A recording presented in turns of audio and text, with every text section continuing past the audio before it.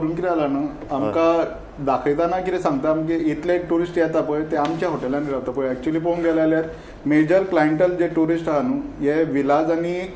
जे बिल्डिंग्स जे आहा जे अनऑथरायज्ड आहा पळय बिल्डिंग्स आहा पळय unauthorised illegal housing projects illegal अशें न्हू आतां तांकां परमिशनाय मेळ्ळ्या चडशे हांकां परमिशन मेळ्ळा जे सोसायटीजीनी आहा पळय त्या हांकां तितून रावता पळय ते कस्टमर्स आमच्या हॉटेलांक येत ना ते आमचे धाकटे गेस्ट हावजांनी पावत ना सो मेजरली आमचे गेस्ट हावज आहा पळय कितें जाता ही सोसायटीज व्हडले व्हडले सोसायटीज आसता पळय ते 5 स्टार कॅटेगरीचे भशेनचे रूम्स दितात म्हणजे एक एअरबीएनबी एअरबीएनबी ओके पण एअरबीएनबी तुमच्या एसोसिएशनाचो भाग ना बरं तुमचे पासून भायर ना पण टुरिजमाक सेक्टराक फायदो करतात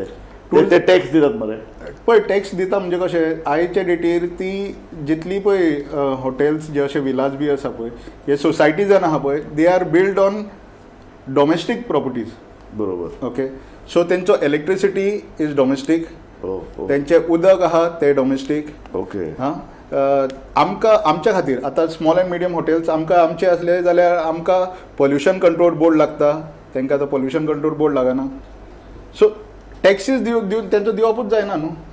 आनी तेन्ना समज तूं म्हणटे अशें की आतां हें अनऑथरायज म्हणजे टुरिजम सेक्टरान पळय जे तुमी पळय हावजींग किंवा हॉटेलाची जे पळय कितें व्याख्या केल्या तातूंत हे बसनात ते तुमकां तुमी सगळे इतलो आटाप घेवन बसल्यात येदी व्हडले सिस्टम तयार केल्या तुमी टॅक्स भरतात आनी तुमकां फायदो ना आमकां फायदो ना म्हणजे कितें पळय गार्बेज टॅक्स पंचायत आमचे कडच्यान घेता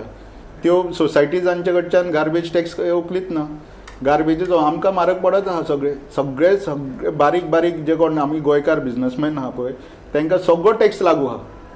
पूण हे जे दिल्लीच्यान सेकंड होम जो कॉन्सेप्ट करता पळय तांकां कांयच हे लागना